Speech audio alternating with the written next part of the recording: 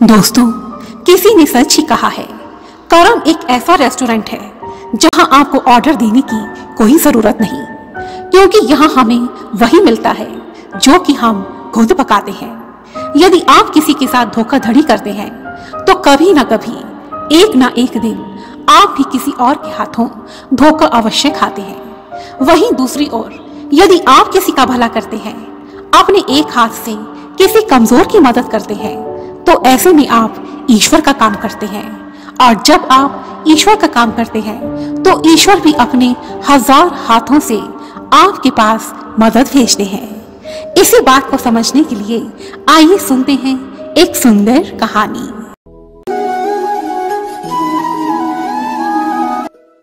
किसी गांव में एक गरीब मजदूर रहता था। वह आसपास के गांव में मजदूरी करता और अपनी गुजर बसर करता था। उसका एक ही बेटा था जिसका नाम था श्याम। श्याम गांव के ही स्कूल से पढ़ाई कर रहा था। मजदूर के परिवार की आर्थिक स्थिति बहुत ही खराब थी, यहाँ तक कि उसके पास श्याम के स्कूल की फीस देने के लिए भी पैसे नहीं थे। ऐसे में एक दिन श्याम के स्कूल मास्टर ने श्याम को चेतावनी देते हुए कहा, श्याम, 15 दिन के भीतर यदि तुमने स्कूल की फीस नहीं भरी तो तुम्हारा नाम स्कूल से काट दिया जाएगा। स्कूल मास्टर की चेतावनी सुनकर श्याम को बहुत दुख पहुंचा। वह किसी भी कीमत पर अपनी पढ़ाई पूरी करना चाहता था। उसका तो बस एक ही सपना था कि वह पढ़ लिख कर एक दिन बहुत बड़ा डॉक्टर बने। लेकिन यहाँ तो स्कूल की फीस तक के लाले पड़े थे। श्याम ने खूब सोचा और आखिर उसके मन में एक विचार आया कि यदि वह रोजमर्रा की जरूरत की वस्तुएं आसपास के गांव में बेचे तो कुछ कमाई हो सकती है। फिर क्या था, स्कूल से आने के बाद श्याम घर घर जाकर सामान बेचने लगा।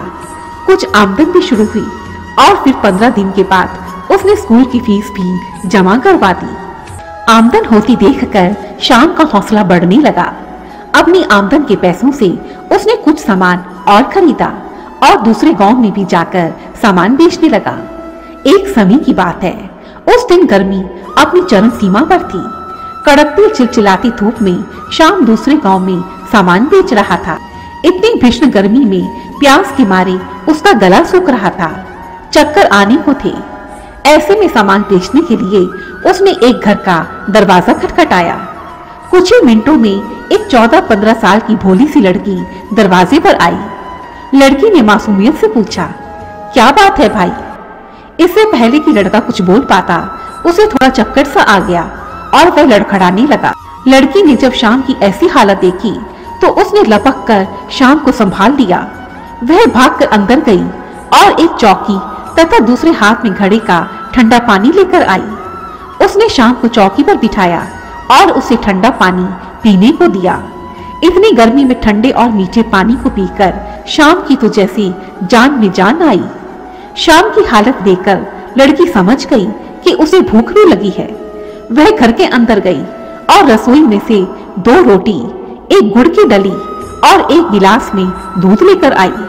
श्याम ने रोटी खाई, छकाछक दूध पिया और वहीं बैठकर कुछ देर के लिए सुस्ताने लगा। कुछ देर के बाद जब उसकी भूख और थकान दोनों शांत हुई तो उसने दोनों हाथ जोड़कर लड़की से कहा, शुक्रिया बहन, तेरा लाख लाख शुक्रिया। भगवान तुझे हमेशा सलामत रखे। मेरे पास कुछ सामान है, इसे तुम रख लो, यह तेरे घर में काम आएगा। लड़की ने एक नजर श्याम की तरफ और फिर दूसरी नजर उस सामान पर डाली और कहा, नहीं भाई, हमें इसकी कोई जरूरत नहीं, तुम यह सामान किसी जरूरतमंद को दे देना। लड़की का उत्तर सुनकर श्याम उससे बहुत प्रभावित हुआ। उसने लड़की के सिर पर स्नेह भरा हाथ रखा और वहां से चल पड़ा। समय का पंछी यूं ही उड़ता रहा। दिन महीने बीते और फिर कुछ वर्ष भी गुजर गए। श्याम ने बहुत मेहनत से पढ़ाई की।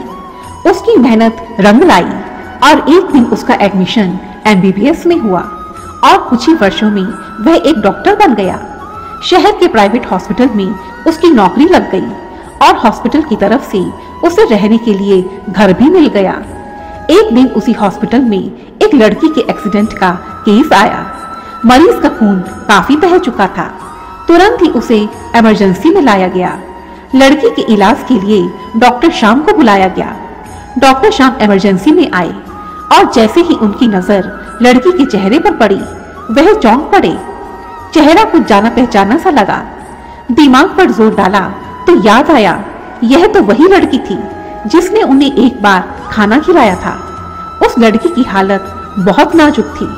डॉक्टर श्याम ने तुरंत ही शहर के सबसे बड़े सर्जन को बुलवाया और कहा, जितना भी पैसा लगेगा मैं दूंगा, बस यह लड़की ठीक होनी चाहिए।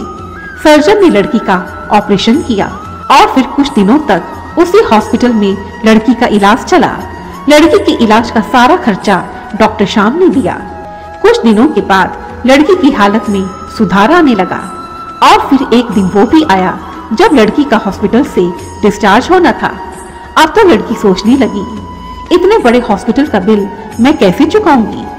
उसने डरते घबराते नर्स से हॉस्पिटल का बिल मांगा। कुछ ही देर में नर्स ने उसे एक कागज लाकर दिया। लड़की ने डरते डरते कागज खोला तो उसे पढ़कर वह फूट फूट कर रोने लगी। कागज में लिखा था, हॉस्पिटल के बिल का भुगतान बहुत साल पहले आपने 2 रोटी और 1 गिलास दूध के रूप में कर दिया था, इसलिए अब आपको 1 भी रुपया देने की कोई जरूरत नहीं है। लड़की भागी भागी डॉक्टर के कैबिन में गई और उनके सामने हाथ जोड़कर फूट फूट कर रोने लगी। उसे रोता देखकर डॉक्टर की आंखों से भी आंसू बहने लगे।